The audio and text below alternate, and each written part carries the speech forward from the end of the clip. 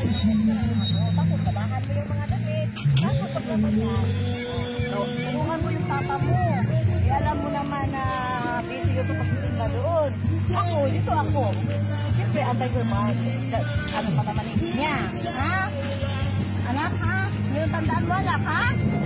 Magaling yung pinatoy, sandal lang po. Nandito kami ni Pinsan ko kasi malingin kami sa utang. Ha? Yung utang nyo noon pa. Ano? Mga asawa ng anak ko? Hindi yung utang nyo sa apartment. Tama pa yung anak ko! Hindi ka nagbabayad. Ay, nako! Bakit ka masabi na mag-asawa yung anak ko? 6 na buwan na, hindi ka nagbabayad. Utang! Ang sinasabi, Utang nyo. utang! Ay, balak! Eh, medyo! Oh, ano? Anak ko mag-asawa na nga eh! Mayaman na tayo? Bakit may yaman yung...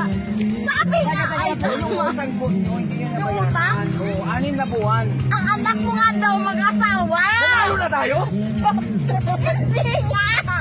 Ang anak mo! Oh, bakit yung anak ko?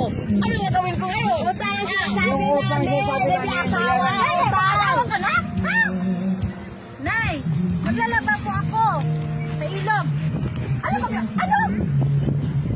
Bakit mo natawayan na mag-asawa ka? Alam mo naman na ang hirap Ate, ng yung buhay utang ko, ngayon. yung utang. Madami Yung ako utang ko na. Ay, ako na. Yung utang ko, ang sinasabi namin, Ay, utang. gago na pala tayo. Yan na tayo. Paano na yan? Ang sinasabi namin. Ang problema sabi ko sa'yo. Ano yun? Ayaw. Huwag ka mag-asawa. O, ikaw ngayon. O, wala na. Mag-asawa na yung anak mo. Kaya ikaw magsumikap ka. Ay, kailan ko yung pira natin? Yung utang ko, bayaran yung ngayon, ha? Bahala na tayo. Ano na pa ako? Ano ba yan? Ano ba yan? Sige, Nababaliw na sabuhan na lang. ako. Hindi ka magkaunawaan. Talaga.